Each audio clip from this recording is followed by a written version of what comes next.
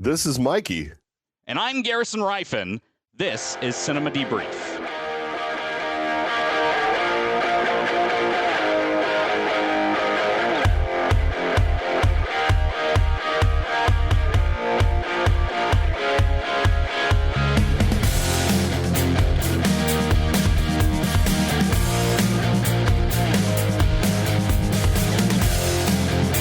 Welcome to Cinema Debrief. I'm Garrison Rifen. I'm here alongside my co-host Mikey. We got a jam-packed episode this week. How you doing tonight? What is up, Garrison, man? My family was out of town this weekend, and so I was in movie heaven. I saw between Thursday and today, we're recording on Sunday, I have seen 6 movies, and it has been a while since I have had a chance to see that many movies, 2 in theaters, 4 at home. So Wow.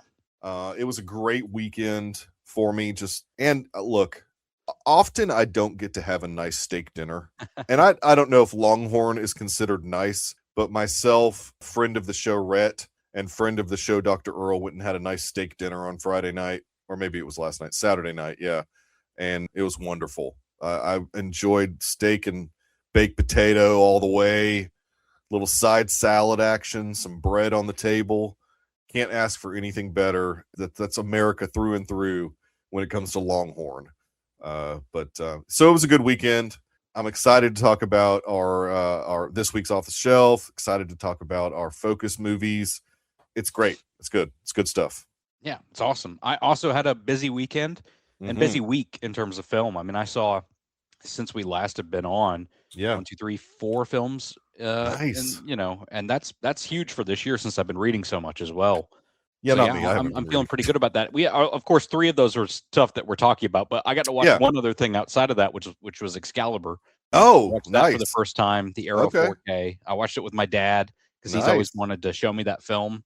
Yeah. And just haven't really, sometimes we're like, oh yeah, we're going to watch that movie. And then you don't really plan it together, but he saw that the 4K had come in and he was like, let's do it. Let's just sit down and watch it. And I was like, okay. It's a great, John Boorman. Is that right? Yes. John Boorman. It's funny because just my quick take on it, there are a lot of people who I think if that movie came out today would really not like that movie. And what I mean by that is it goes through the entire story in quick succession. There are a lot of people who would just start going, well, this wasn't explained and this wasn't explained, and I don't know how we got here, and we just skipped right ahead to this, and no, that's interesting. It would need to be an 8-part movie nowadays.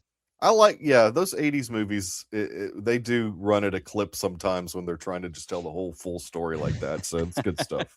I kind of liked it. It's a condensed. It's been since I was a kid, probably, that I've seen Excalibur. I have not seen that movie, and I own it. I don't have the 4K. I've got the Blu-ray, and so I could stick it in any moment and watch it, but I just haven't had a chance to catch it. And I mean, now that we're doing the off-the-shelf stuff, I have to focus on that. But well, and when you were a kid, did you watch the 141-minute theatrical cut, or did you watch the 120-minute like PG-rated cut, basically?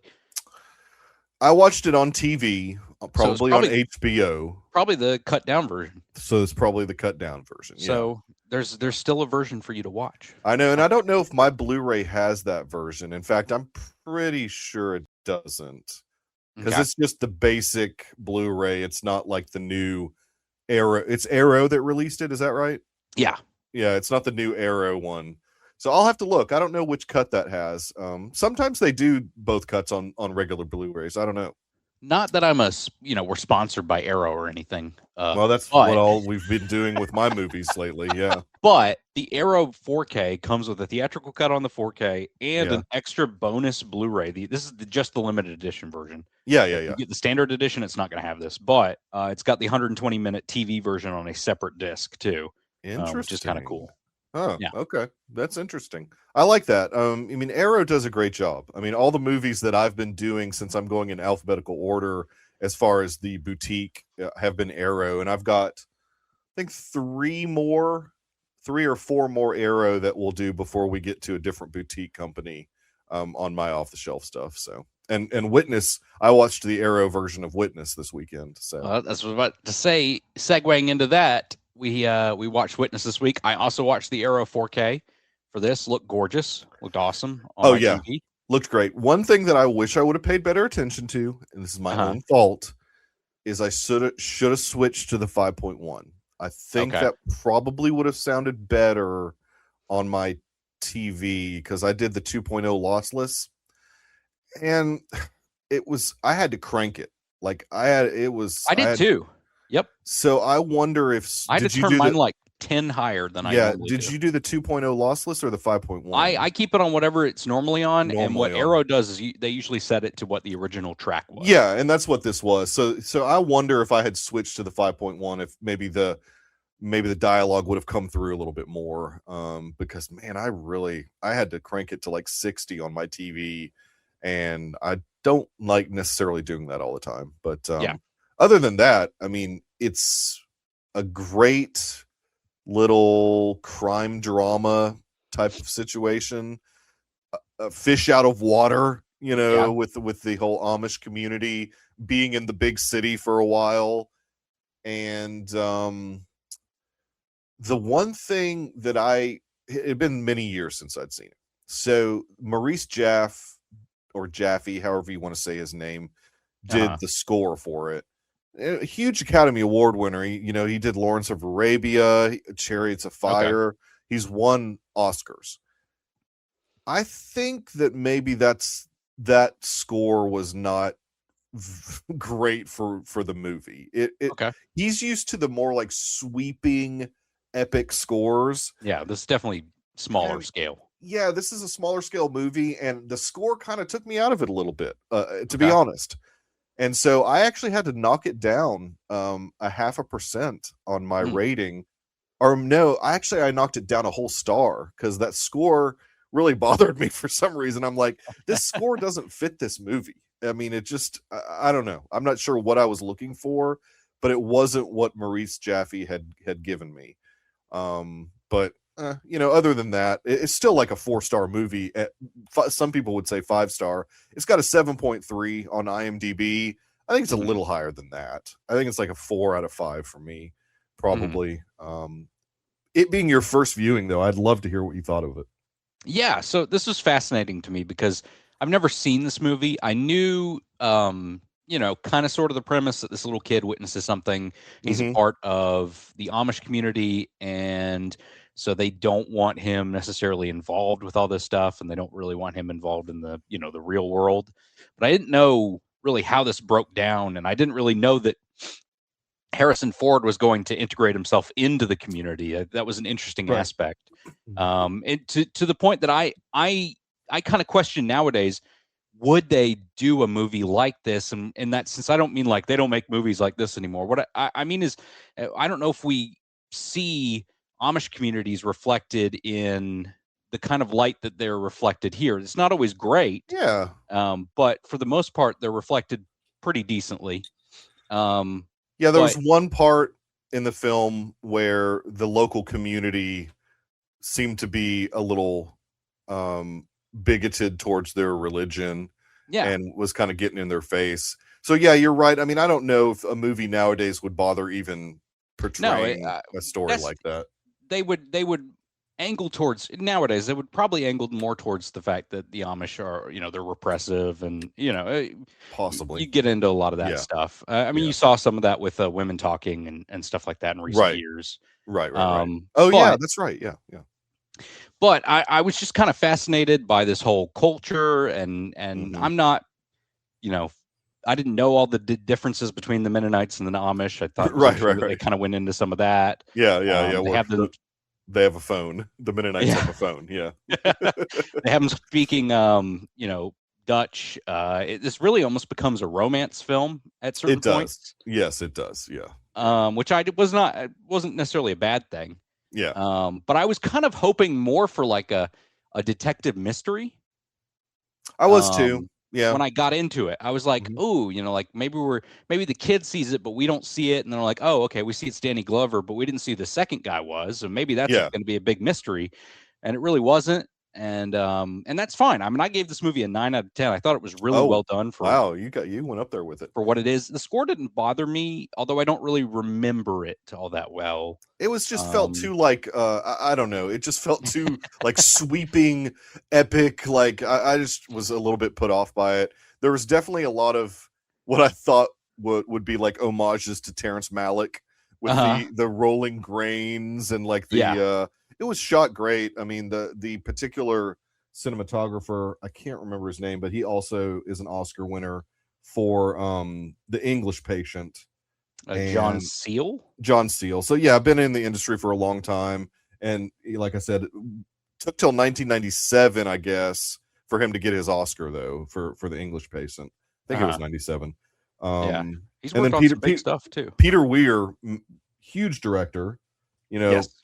Master and Commander, The Truman Show. I mean, and he's still around. I didn't realize that he was actually still alive, but it's been a minute since he really has directed anything of significance. Like he directed a movie in 2010 and then he kind of dropped off the map. Yeah. But he is still with us. He's got to be, let's see, when was he born?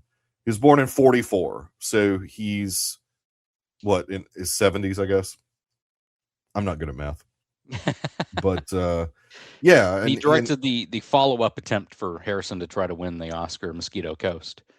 Yes, yeah, and he finally did get an honorary Academy Award in 2023, but he never won for any of his films. So he didn't. Such a shame. I hate that too. I'm not a fan of when that happens because he was nominated for Master and Commander, Truman Show, Dead Poets Society, Witness, and yep, that's it. And then he got a screenplay nomination for Green Card, which is funny. That's funny. That's a weird movie to get a nomination for. But yeah, this was peak Harrison Ford. I mean, 1985 Harrison Ford is kind of peak Harrison Ford. Yeah. There's no doubt in my mind that he could have been doing any type of movie that he wanted to. Yeah. But to get to work with Peter Weir probably was a big deal back then. Mm-hmm. And so he, jumped at the opportunity. This was Kelly McGillis right before Top Gun. Yeah. Yep. Yeah. The year before. So this was kind of her peak. I guess so, because she really didn't do much around Witness and Top Gun. She really didn't have much of a career after that. Yeah. Kind of a forgettable actress, I guess, in a way. But yeah, I thought she was really good in this. I thought she was fine. I mean, yeah, the romance stuff, I like you said, I would have much rather it been like more of a not necessarily gritty cop movie, but mystery box type situation. There was interesting casting in this. We had Alexander Gutenoff, who was in Die Hard. He ended up being the big baddie in one of the main henchmen in Die Hard.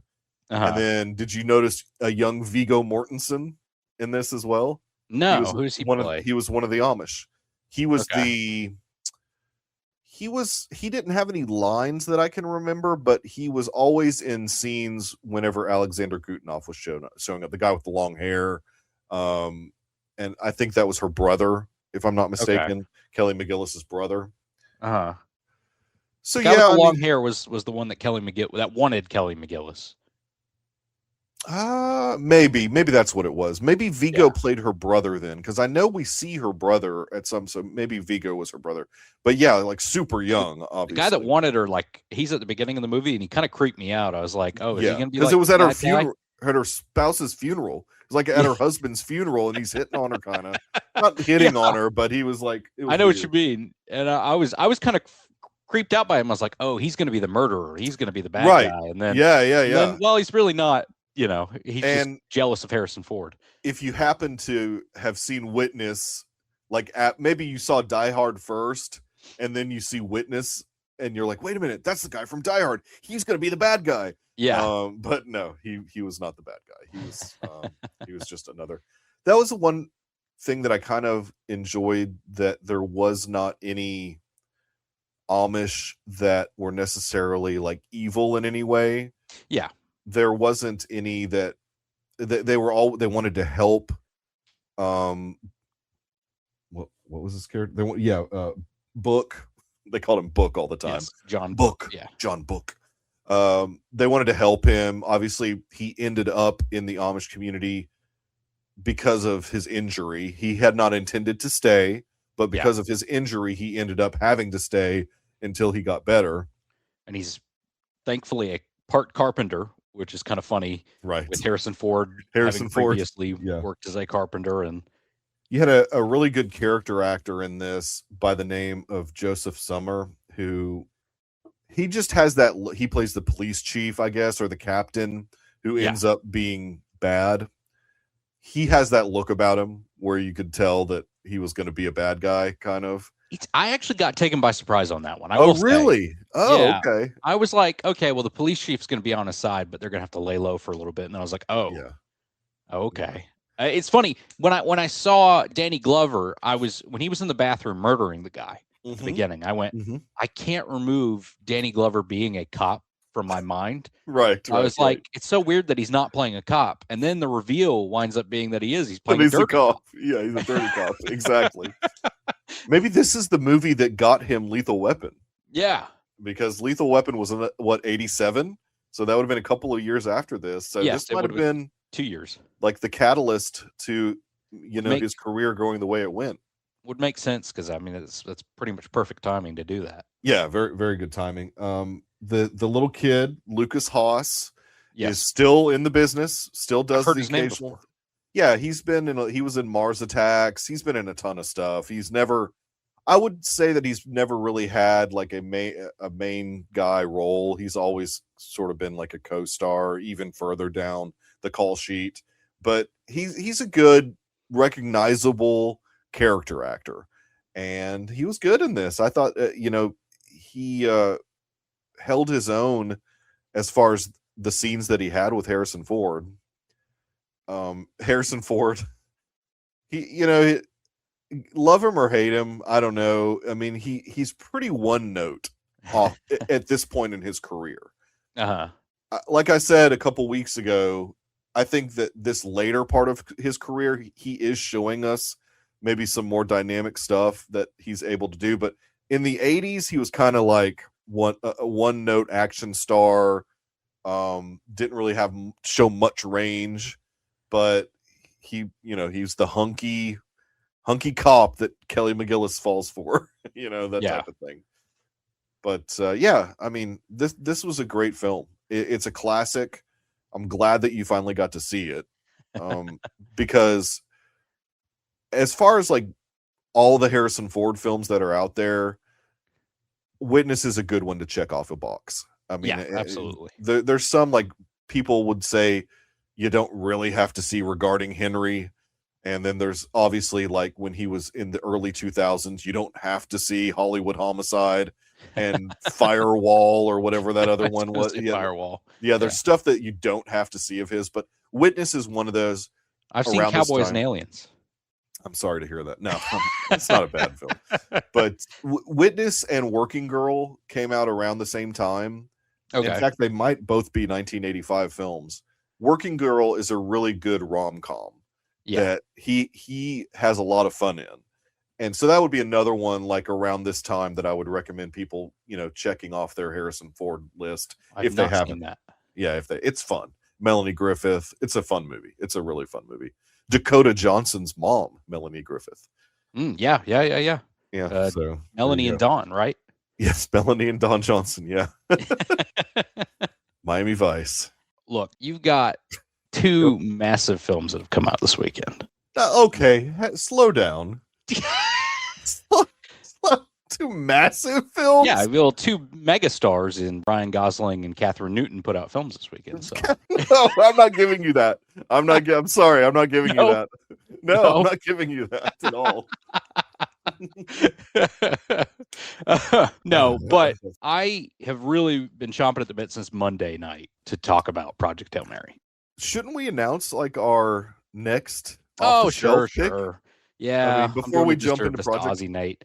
Well, Ozzy Nate called in. He left us a voicemail for his next pick. So next off the shelf pick, Ozzy Nate, take it away. Hello, Cinema Debrief Nation. It is your Oscar Pick'em Champion here, reporting for duty with his off the shelf pick. Now, unlike the hosts of this wonderful show, I have actually watched all the movies that I physically own, which, granted, isn't as much as Mikey and Garrison, but I have a decent amount, but I normally watch them. So, other than picking something that I hadn't watched before, I did want to go with a favorite of mine, The Neverending Story, or another Australian classic, Two Hands. But unfortunately, neither of them are streaming, and I felt that it would be rude to ask them to watch movies that they would have to pay. I think they're both $7 rentals. So I've decided to go with a movie that I haven't seen in a long time, that I do physically own on DVD, purchased in Australia, brought with me to the US, that doesn't work on any DVD players that I have, so I don't know why I keep it, other than it looks good on my shelf.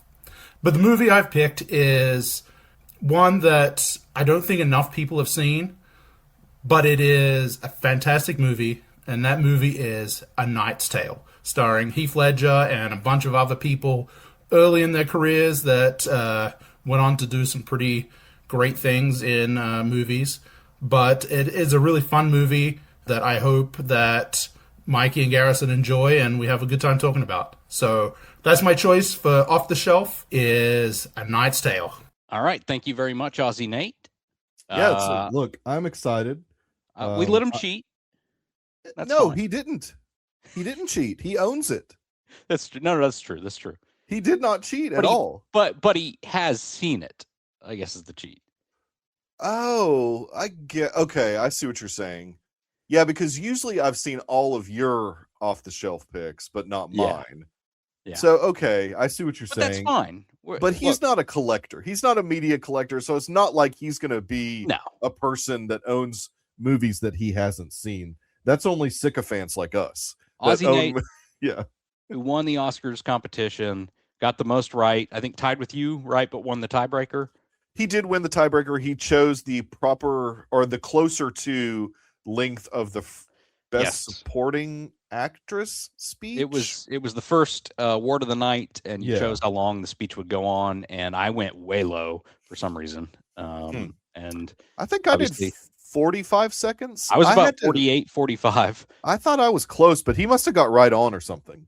I would have not liked to have known that, but yeah, to his point, A Knight's Tale has a great cast. Paul Bettany, obviously, is sort of like the biggest name. Alan Tudyk is in it as well. Rufus Sewell, Mark Aday, Shannon Sossaman is the female lead in A Knight's Tale. Has not been in many things since A Knight's Tale.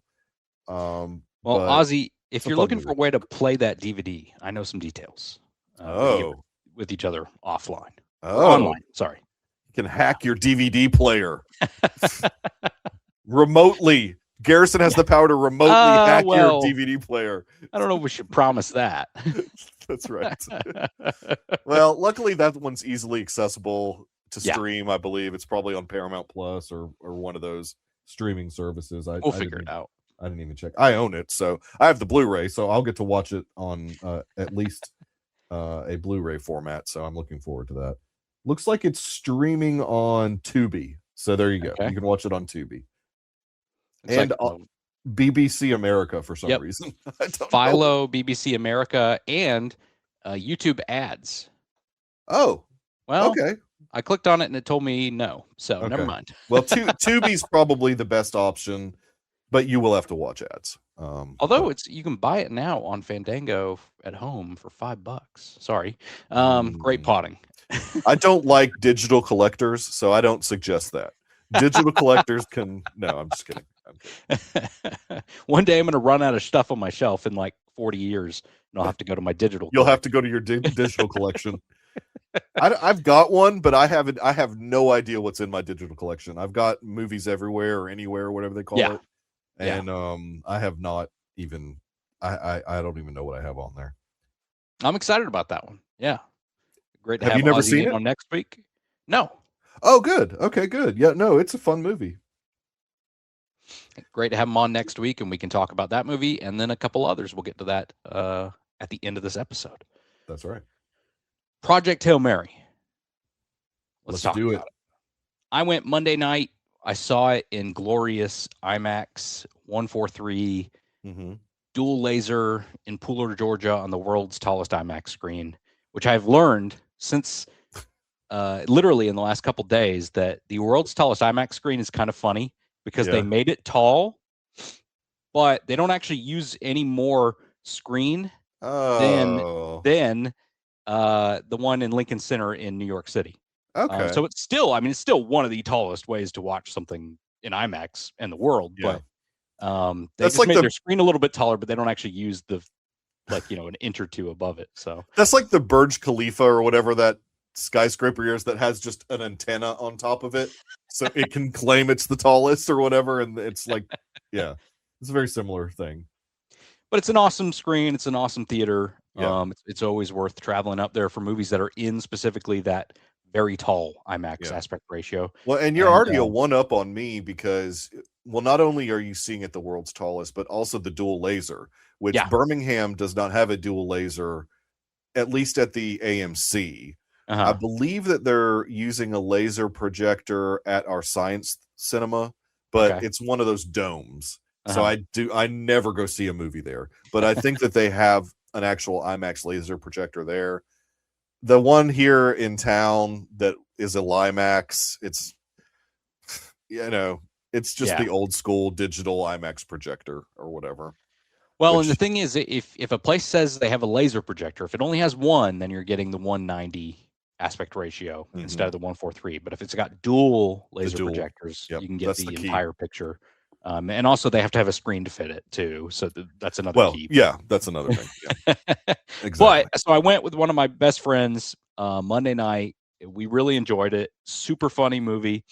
I couldn't believe just how well the audience was reacting. So many laughs, some cheers, some clapping, some people that were maybe being annoyingly excited about certain things. But, I can get over that. Ultimately, they weren't right next to me, so that probably helps. It's amazing what you can accomplish in Hollywood by making a 4-quadrant crowd-pleasing film without too much political rhetoric spewed at the same time. It's just amazing what happens when you do that. So maybe don't read the book, but that's what I'm saying. That's what I'm saying. That's why I said too much, not too much. I was blown away by the visuals of this film. I mean, when you watch it in 143 IMAX, all the space sequences and all the transitions back to Earth where they're doing the rotating camera are in that giant format, and so awesome. It looks magnificent. I mean, just the colors pop. Outer space looks awesome. The astrophage looks incredible, and my understanding is that is mostly done in camera.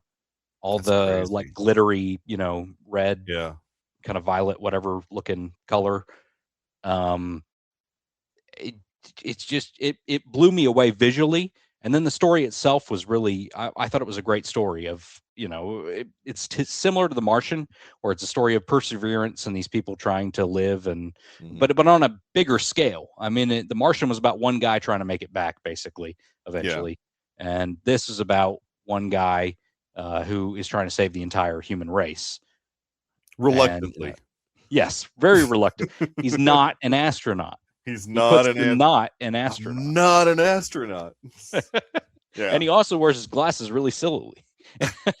He does. He's very science teachery. I had actually read this book. Well, lazy read. Yeah. When it originally came out. So it had been many years since I had any recollection of exactly what goes on in the story. From what I understand, I mean, there's some things left out of the film. Obviously, you have to. You can't do the whole, chapter by chapter book on screen. I mean, that's not going to be something that you can really pull off in a great way. But they hit the high points, which is all that matters. And the thing that I liked the movie a ton.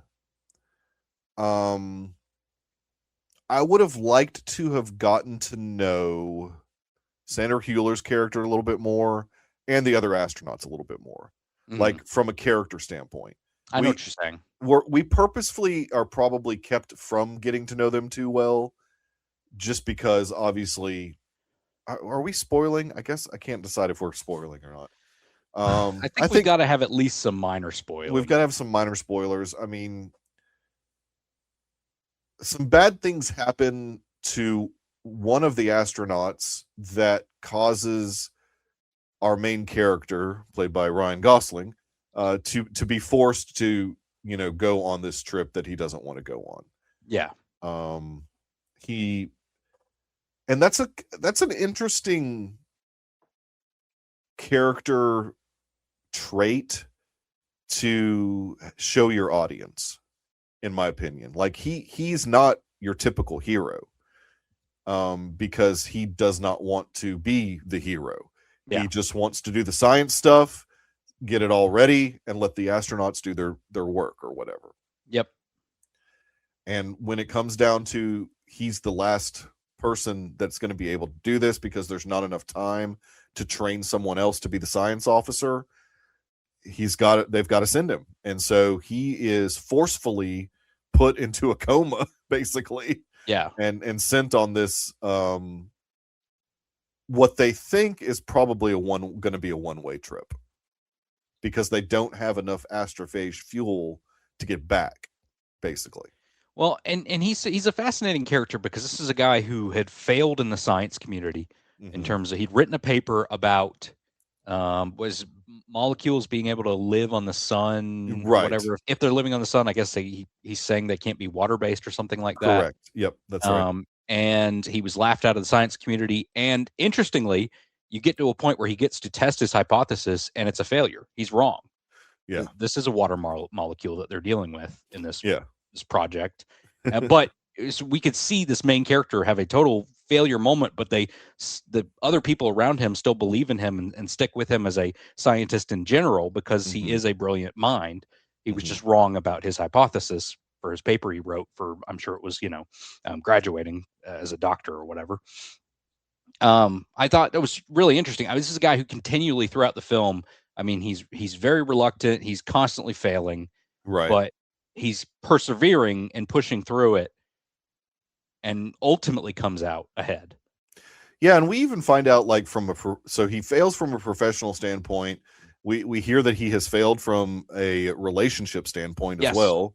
Yeah. So we've got a really flawed guy, which makes him a perfect candidate to send on this mission. Unfortunately for him. Yeah, unfortunately for him, because he has no one. Yeah. There's no one, not even an animal, not even a dog. They say that at some point. So he has absolutely no one or anything back on Earth to tie him down, and yet he still didn't want to do it, which is another, like, the flaws kept coming with this guy. But because he's played by Ryan Gosling, you still just, like, you don't care. You still, like, love the character, just as a viewer, just because how can you not love Ryan Gosling? He's just perfect for this role of the reluctant hero. Yeah. And it just works well for him. I mean, because we've seen him in other movies where he's the non-reluctant hero, where he's, like, saving the day and whatnot. And I think we'll probably get to see that next year when he's in Star Wars Starfighter. Absolutely. I'm sure he may be a little reluctant at first, but yeah, it would be nice if he's like a Han Solo type, where he's like wants some money or wants some, like, some fame for it, but then becomes the hero. So Ryan Gosling in this particular film, though, I wouldn't even call him a Han Solo type. He's just a guy that doesn't want anything to do with being the hero at all. Yeah, like he's very I saw reluctant. Someone make a good point about this film, and I totally, like, in reading this comment, I was like, yes, I get that. And that's the real role preceding this film for him that kind of feels like a jumping off point to this character is the Lars and the Real Girl character. I mean, a guy who's a total loser, having trouble making connections. He's a little more of a loser in that film. Right. But he does wind up making connections towards the end and becoming more of a normal person. But it's an eccentric character. Comparison. I think it's a much closer character than anything he's played recently. in recent years, like you said. Right. Yeah, totally. Yeah. That kind of nerdy, shy guy. Yeah. Hard to pull that off now. Ever since he did Drive, it's kind of hard to where he's like the most macho guy ever. Yeah. It's kind of hard for him to take a step back at this point in his career, but he does a great job finding the balance with Ryland as a character. I think he's very much like the Ryland that's in the book. I think they do a really good job with that. I feel like that's got to be on purpose, because if you know the timeline behind this film, they bought the rights before the book was published, and I feel like that's because, and Andy Weir could set me straight on this, but I feel like that's because, he bought the rights in 2020. Andy Weir published it in 21. I feel like Andy Weir specifically tailored this for Ryan Gosling to the point where the character's name is Ryland Grace, RG. Yeah, yeah. I mean, it does make you think. I mean, that maybe that's probably how it went down. Yeah, because Andy Weir had such success with The Martian. Yep. And so Ryan Gosling, being the good businessman that he is, swiped up those rights to Project Hail Mary right when. And Lord and Miller, how they get involved, the two directors here, they had the rights to Artemis, which they've still not made, his sophomore slump novel. That's a hard nut to crack, because that book's not as good as the other two. and then they were able to jump on board this project while they were kind of, in the interim with that and working on the Spider-Verse movies as not directors, but they're pretty much writing those movies at least. And I hope that they get a chance to try to crack Artemis, because I'd like to see what they could do with it. I think I read that book too. That's a female protagonist, I believe, if I'm not mistaken. I've never read it. Yeah, but I'm just excited by not as good. Not as good a book. I'm just excited by Weir books getting adapted, because I think he creates good story ideas, at least, that can translate to the screen pretty well. Yeah, you're right. Really, the only other character that kind of matters in this is our puppet Rocky. Yes. Our alien species that Ryland comes upon in deep space, and their planets are both dealing with the same issue. This astrophage is slowly destroying their planet, sucking its will to live, basically. It's slowly destroying the sun of their planets, which are going to plunge their planets into ice ages and kill everything, basically. I mean, that's what would happen. Sucking its will to live. But this is a hard film to pull off, by the way. I have to give a lot of credit to Ryan Gosling, because he is acting with a puppet for, maybe of the runtime, probably about 30% of the actual runtime. Right. And then maybe another 20-30% he's by himself completely. Yeah. I mean, he has to carry the weight of this whole movie by himself. We have to believe this is a guy who has woken up on a spaceship, does not remember who he is, what he's doing, is slowly piecing together what's going on and where he's going, and that he's actually this brilliant scientist who was a middle school teacher because of his failures. And not that middle school teachers are failures. They're so failures. No, I'm just kidding. Just in his case, he's a guy who probably could have been doing more in the scientific community. Right. Was kind of laughed out as a disgrace and disgrace. Grace. There you go. Can you imagine because Lord Miller could have easily have decided to go with CG for the alien. Yeah. Can you imagine Ryan Gosling having to act against a CG, probably a tennis ball, for that whole, and at least the puppet gives him a little bit more to go with. Well, that's the thing. Yeah. You can clearly tell the times when they do CG Rocky, or I feel like, I'm not saying it in a bad way. I'm just saying, like, there's no way a puppet's able to move some of the ways that Rocky moves. Have to at some point. Yeah. But the fact that they tangibly had him on set and he was able to move around and do stuff and interact with Ryan Gosling. Yeah. I mean, I think that elevated his performance, and they were doing improv on set together. He and the puppeteer, I can't remember what they were calling those guys, but they've got a name for that group. But there were about 5 puppeteers. Like the Rockettes? No, it's like something like that. I can't remember. Something like that. Yeah. I saw an interview with James Ortiz. He's an interesting guy. And I think he did great. His performance was fantastic as Rocky. His voiceover and the puppeteering, obviously, really, really good. Some of the things that I have some hesitation with is maybe some decisions that Ryland made towards the end of the film. I don't know if personally I would have made those same decisions, but I get it. I mean, it's fine. A little bit. I'm not. I'm just messing around with some of it, but I mean, I saw a lot of people giving it 5 stars. Yeah, I gave it 4. me too. Probably could have given it 4.5. I mean, it is an amazing film. I want to revisit it. It will soon. be nominated for Best Picture. There's not going to be 10 other movies. I think we talked about this last week. There's not going to be 10 other movies that are better than Project Hail Mary. This feels like the kind of film, and the problem is you got another film coming out at the end of the year, which may kind of hurt those chances. But this feels like the kind of film that is a popular film, gets people to watch the Oscars, cleans up technical awards, but doesn't win Best Picture necessarily. Right. No, I mean, I think the difference between a lot of those type of films that are like more technically driven, and this is can be compared to one of those, is this does a great job, and this is the Lord and Miller of it, of the character work. The character work is way better than, say, like an Avatar or something like that. I mean, it's just you just root for everybody throughout the whole film. Even, gosh, the scene that actually emotionally hit me the most was when Eva did her little karaoke thing. Yeah. I was just... You love Harry Styles, of course, so... Well, that's why. That's clearly why. I was wanting Ryland to get up and sing with her really badly. I was like, oh, come on, this would be like the perfect scene. Because for me, I look at the human connections in any, even in like alien-esque movies. I look for human connection, and I wanted those two to get together. That's just, I know there's an age difference or whatever, but I mean, not much of one really.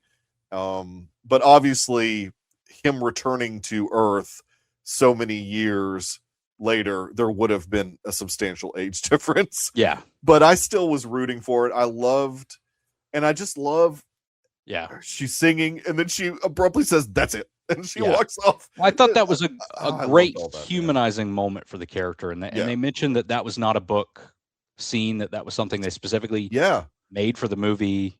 Right. That Ryan had found out she was a good singer or something, and they were like, "We're going to get you a singing scene," and had come up with that, got the rights to the song, obviously, and went with it from there. And I like that. Yeah, she's still reserved, but she kind of opened up a little bit. Yeah, and exactly, and that's what I was wanting for that character, because in the book there's not anything. There's a little bit, but not like that. Not like where you're singing, and because that did two things for the audience. And really, like, the characters that were in that showed everybody, all her astronauts and scientists in there, that she is somebody that has compassion, because she's up there doing something sort of off the beaten path from what she would normally do. But then also it shows the audience, it gives the audience yet another character to root for, because you're rooting for the mission to succeed. So you can get that moment that we get when the projectiles come back and we get the big smile moment. Like, John, so there's a payoff there. I mean, there's some great stuff.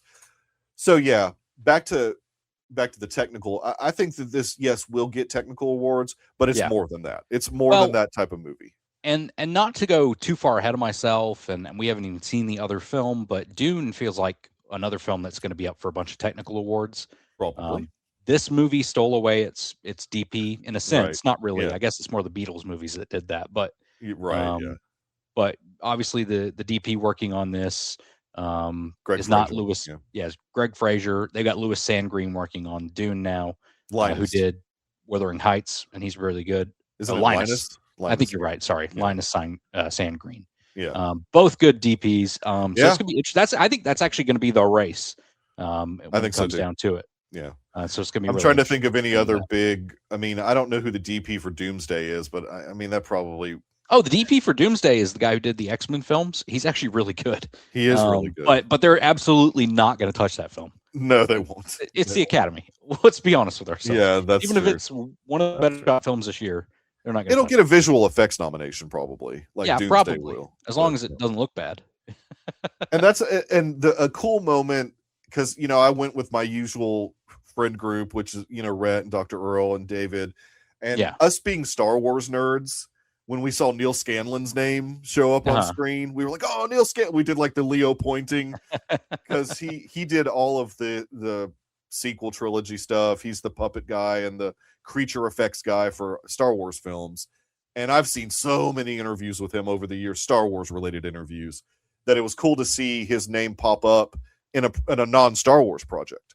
So he obviously created the Rocky puppet and did a lot of the creature work for that. And so I think he's super talented. But there's not an Academy Award, I think, that can be given to that. Maybe there's a technical one. They do the technical awards before the actual. So I don't know what he could win, but I don't know. I love visual effects. Maybe he could be thrown in there, but I don't know if he just did the puppetry, and I'm not sure exactly, or like created the puppet, like the creature design. I think that's what more Neil Scanlon does, is creature design. But who knows? Yeah, I don't know. That's tough. But it was cool to see his name pop up on screen, and I was like, "Oh yes, Neil Scanlon." I'd be interested to know how much of the outer space stuff was CG, which I know that a fair amount of it was. Had to be some, yeah. But how much of the ship work, at least, was models? Because Yeah, it looks really good and really crisp, and I wouldn't be surprised if some of it was actually CG that looks so photorealistic, because they had a long time to work on this film. I mean, CG has gotten to a point now where, especially with that type of thing, like spaceships specifically, that you can make it look great. People decry CG nowadays because they see films with rushed CGI or CGI that's been swapped out at the last second, so it's rushed, that kind of thing. Yeah. Short time between the end of production and release. This had a huge window between the end of production and release, to the point that they were testing this film a year ago. Oh, wow. A year ago, getting rave reviews in Hollywood from screen tests, of course, which is not a surprise at this point. And now we have the film today, and it looks fantastic. So I would really love to see the behind the scenes on this movie. I think Daniel Pemberton delivered a great score. That's something. So let's disagree. All right, let's do it. Because the reason I liked it is because he had almost two different scores. He had score on Earth, score in space, like very distinctly different. And I kind of liked it a little bit. I had heard so much raving about the score, and this was probably one problem with this movie, was the amount of praise and hype for everything. It got a little bit to my head, and so when I saw the movie, I was like, "This is going to be great. This is going to be one of the greatest movies this year." And the score to me was one of the weaker points for me. I thought it was had a lot of ambiance. Yeah, did a lot of background work, and there was some cool. I could tell he's working, some like alien sounds in there. Which was interesting. I just didn't think it came together for me in a way that I felt like I can't tell you. I can't remember a single piece from that movie, honestly. Which that's not to say a score is good. If a score is good, it doesn't always mean I remember, stuff from it. But in this case, it just didn't stand out to me, and it stood out more that I didn't care for it in certain scenes. So I was kind of surprised by that, but that's one of my only downsides. My other one was that I walked into this not realizing how funny this movie was. Oh yeah, I was like humorous. Yeah, I was like, oh man, I almost wanted them to be taking it more seriously at certain times, but then I kind of just went with it, and it's a super funny movie. It is a comedy almost first. I think that the balance was there, though. I mean, I think that the super serious parts. Once you get to the fishing scene and all that, and there's some stuff in the beginning too, but the fishing sequence, both parts of it are fantastic. Make you on the edge of your seat. Edge of your seat. Yep. Leaning forward, like, oh my goodness. Even though I know that they're going to survive, just it still gets to you. Yeah. No, I agree. I mean.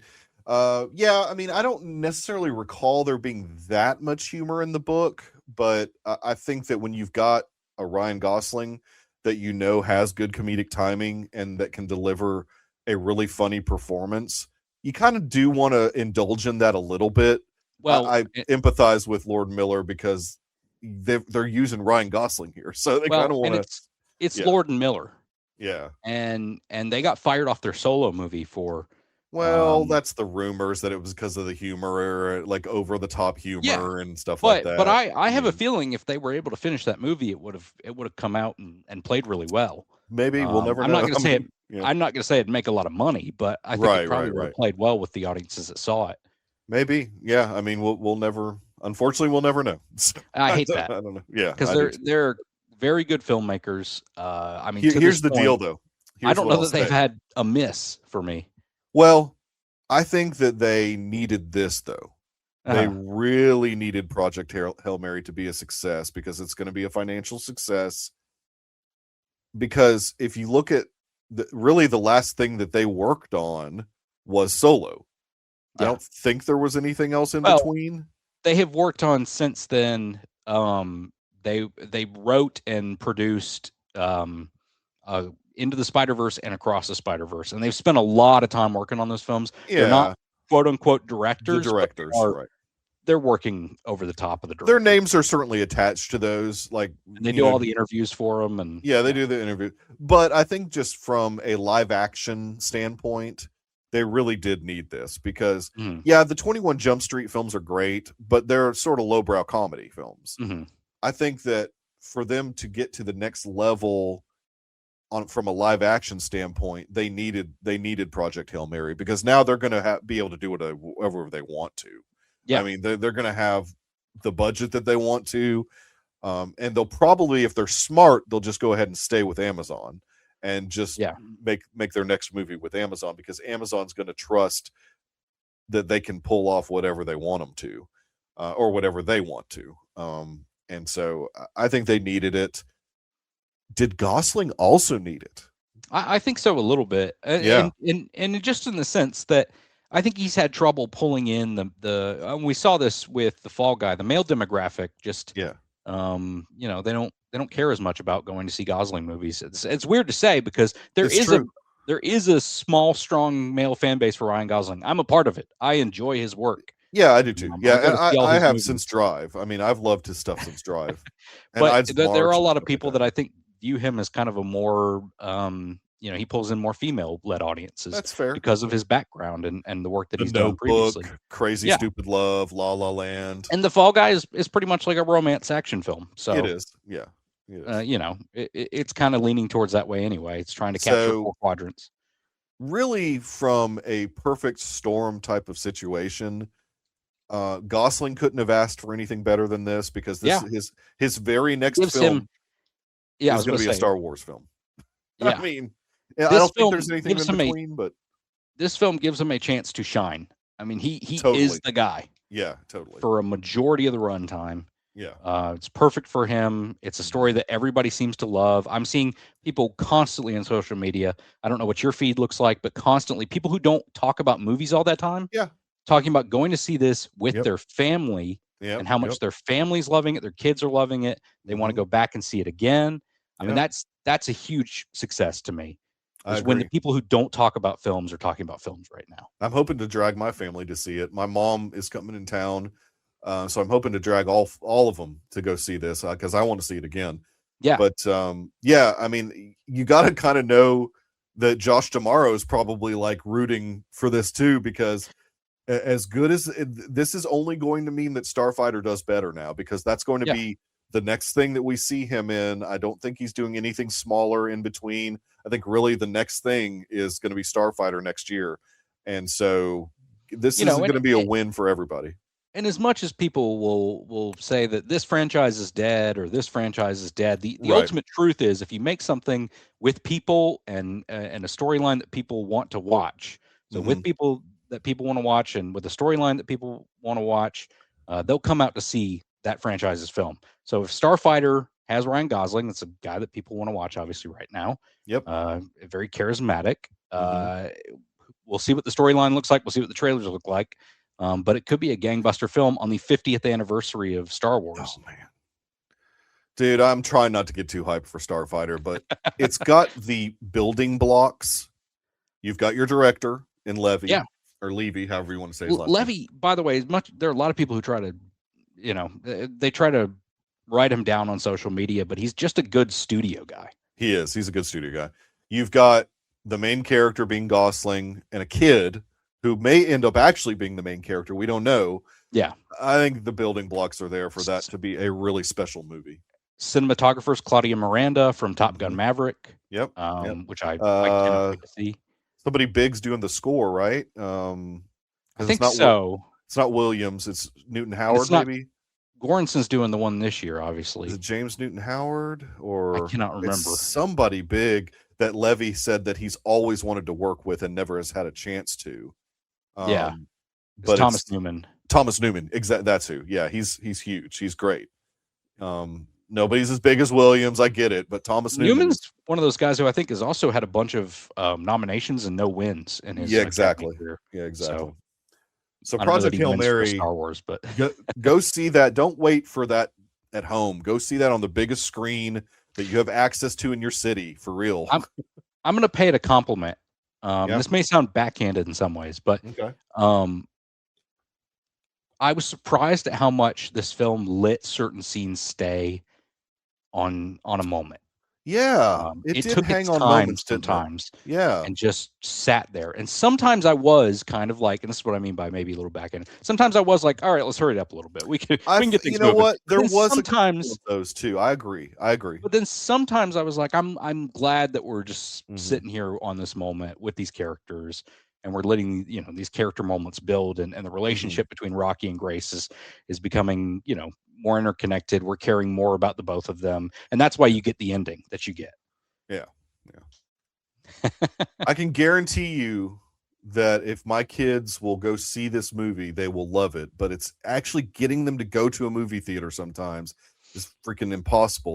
They wouldn't go see freaking Hoppers with me. I'm still mad about that because that's good too. It's a great movie. I'm still mad that they didn't go see it with me.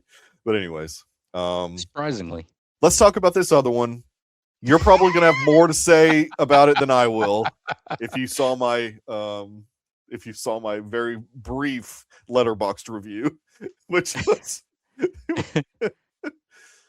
I joke about it a lot. So we're about to move into Ready or Not, Here I Come.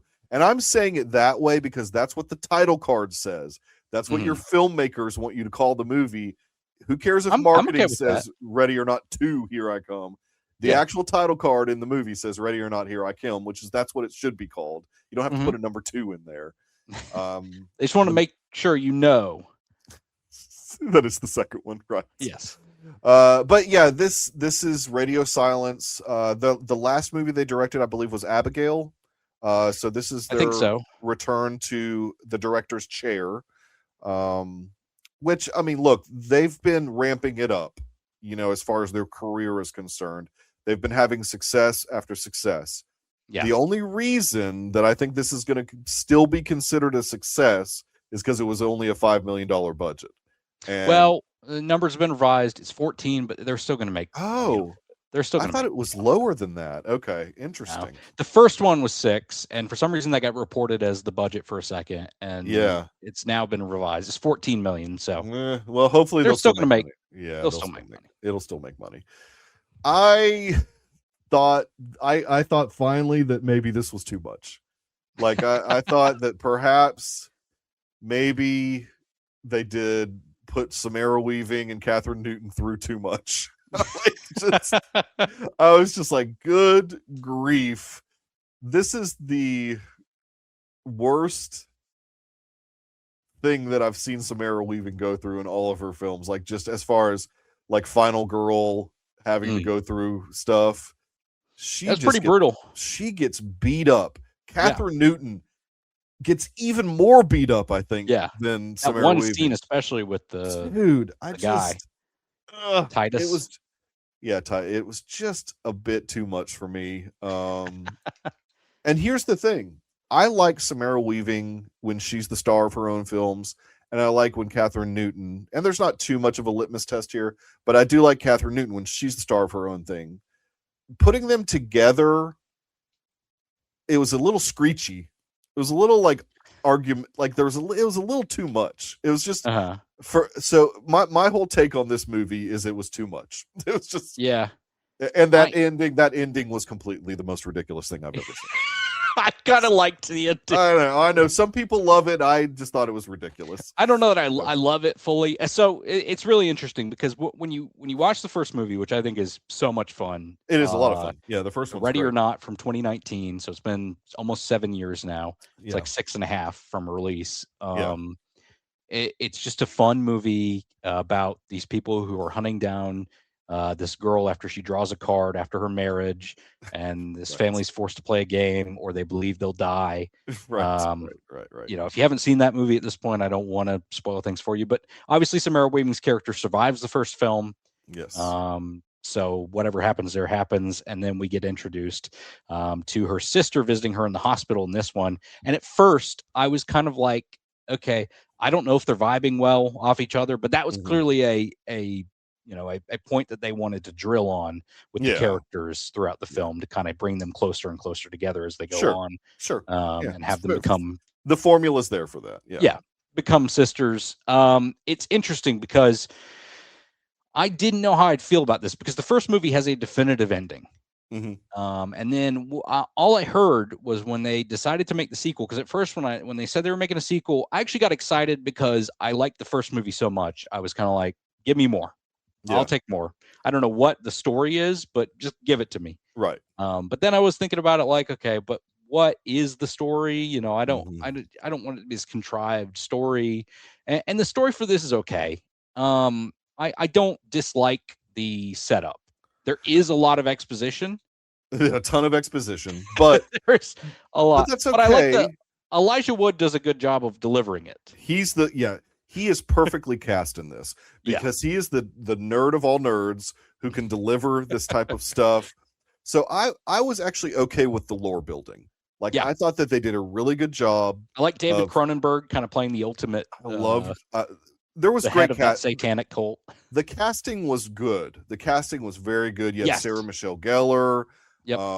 Kevin Durant for from the last movie. So yeah, he wasn't in it for that much, but I liked the guy from The Pit, Sean Hattasey, I think is that actor's name. If I'm not mistaken. He's more known, right? He was an actor like in the 90s and 2000s, but then he took a long break, and I think he was also an X-Men too, wasn't he? No, maybe that's somebody else. No, he wasn't ever an X-Men. But he's known now for The Pit because he's kind of the co-star in The Pit. It's cool. It was cool to see him. He and Sarah Michelle Gellar's character played brother and sister. Yep.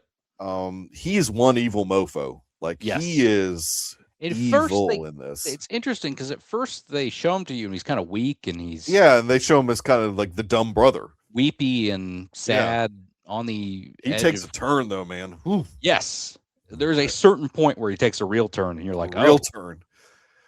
So I just like there is a line in these type of movies for me, and I think this one crossed it a little bit. Like it just went too hard. Like I'm okay with a lot of stuff in this type of film, but it crossed the Catherine Newton scene where she was just getting pummeled was just too much. I was like, there's no way that she wouldn't actually be dead. Well, I kind of felt that way about some stuff earlier on. Where she gets like stabbed through with you're talking about Samara Weaving's character. Samara Weaving's character getting stabbed, and I was like, man, how are they living through all this blood loss? And right. Now I say this as I just watched Sisu Road to Revenge today. Oh yeah, and good grief, that total Looney Tunes film. That is total Looney Tunes. But and this gets to that point for me, especially the ending. I kind of liked the ending. I was a little surprised that there were no consequences for a certain character making a choice and that she could just kind of be rid of that choice. Right. By renouncing it. I was kind of surprised that she didn't have to face some sort of end there, but I liked the rest of it. And I look, my whole audience, I was kind of surprised how many people were there on this Sunday afternoon. I didn't have showing decent amount of people there. They were all laughing. Oh, okay. They were having fun. There's a lot of goofy, silly side characters. People then. No, I'm just kidding. But that's it. There's a lot of comedy. It's supposed to be a comedy, I guess, in a way. The growth The grotesque stuff is supposed to be funny. I mean, that's It's supposed to kind be, of, I guess. But people that explode are supposed to be funny. that, yeah, no, that is, I get that. I totally get the exploding thing is fine, but I mean, they just some of this stuff they just went a little too far, and it took like a supernatural turn at the end that I didn't dig too much. I mean, Yeah, I don't know. yeah. Because the first movie does not really allude to any of that, and then Well, they what do you kind mean? of what now What do you mean? at the end where they show this supernatural being at the very end. They show him at the end of the first one too. Oh, really? Yeah, that's Oh, what I she don't brings it remember up. that. I don't remember That's what she that. says. Yep, that was him. Oh, okay. Well, it's been a while since I've seen the first one. I didn't Yeah, rewatch it like for this. almost the exact same. I don't know that it was the same model, but it was the same like thing where he just like Oh, for just a okay. second, Okay. he just flashes on screen and kind of All nods. right, I'll and allow goes it then. That's fine. I'll allow it. It's fine. away. So I don't know. I didn't love the sequel. The first one's way better to me, but Yeah. But I think you I like it agree. a little bit more. The first one is better. Yeah. I thought the second one was worth seeing once. Yeah. I don't know that I'm ever going to watch it again. Yeah, no, I won't. I will definitely at some point rewatch the first one again because it is just a lot of fun. And I love not just Samara Weaving, but I love Adam Brody. And there's some other kind of side characters in that first film that are In the really first good. film. Yeah, exactly. Yeah. But I mean, this does check my box. I've like seen all of Samara Weaving's films, even that there's some crazy ones that she's been in. And now I'm pretty sure I'm current on Catherine Newton also. I think there's maybe some rom-coms. Griffin in Summer? Griffin in Summer. Samara Weaving or who's Catherine in that Newton. one? I did not see that. No. Yeah. Was that recent? Yes. I did not see that. No. I missed that one. I'll have to look it up and see what. I'm definitely behind on Catherine Newton, but I do want to catch up. Yeah, Samara Weaving, for the most part, I think I've seen most of her stuff. Her stuff maybe before she came to Hollywood when she was in Australia. I don't know if I've seen all of that, but I think since she's been in Hollywood, I've seen most of her stuff. Yeah. But anyways. Well, what is our focus going to be next week? Our focus next week, yes. 2 exciting films, another two for a week. Had a lot of those this year. Yeah. They Will Kill You is going to be our theatrical pick, which is not going to be too dissimilar from Freddie Ready or Not. Not To. That's right. Oh, well. At one point, they were supposed to release the same week. I know, which was ridiculous. That would have And been Ready a or bad Not To move. moved off the date to go against Project Hail Mary, which may have been a slight mistake. I almost feel like maybe you just compete with the direct competitor, but because Project Hail Mary is going to suck up all the money All the it can. screens. And it will next week, too, let's be honest. Yeah, that's true. It probably should have tried to find a way to release before Project Hail Mary. Yeah, probably. Too late now. And then also Mike and Nick and Alice. So, which is a Hulu, yes, direct to Hulu film, so it's not theatrical. So and yeah, we'll Cyclops and Vince Vaughn, and I can't remember the lady in it. Martinez, Elsa Martinez. I can't remember her name. I don't know her name. Rodriguez, Martinez. I don't know. I don't know what the last name is. I don't think it's either of those. Is it not? It's Gonzalez. See, I was in the ballpark. I can't even. Yeah. She's been in a ton of stuff. She's recognizable. She was in Ungentlemanly Warfare she was in that movie. Yeah, she's been in a lot of stuff. Not League of. I can't remember what that Ministry of Ungentlemanly Warfare. She was in that, but she's also been in a bunch of stuff. You'll recognize her. It looks like it could be really funny. I love Vince Vaughn. I'm bummed that all his movies are like seemingly straight to whatever streaming service as of late. But I root for Vince Vaughn movies, so I'm looking forward to seeing this. She is in the trailer for In the Gray, Guy Ritchie's next film. She is, and she has a prominent role in that. She's like one of the leads, basically, because it's 3 of them. It's Gyllenhaal, Cavill, and her are like the 3 leads in that movie. And I'm really hyped for that because I like Guy Ritchie. I like Henry Cavill. So I'm very, very excited for that movie. I like his output lately. I mean, he's just been putting out a lot of movies. Guy Ritchie puts out a lot of content. He does, because he's gotten into TV production now as well. So he did Young Sherlock, which I liked for the most part. And he's got season 2 of The Gentleman. He at least produced The Gentleman. Yeah. I don't know if does he write for that? I have no idea, but I don't know how much he really writes for any of these shows. I think he's mostly just the EP on most of them, like showrunner maybe, or I don't even know if that, but his name's on him. So he's like very Taylor Sheridan in the fact that But Taylor Sheridan writes a lot of his stuff. But for the most part, he's just EP. But anyways, well, I think we successfully conquered it.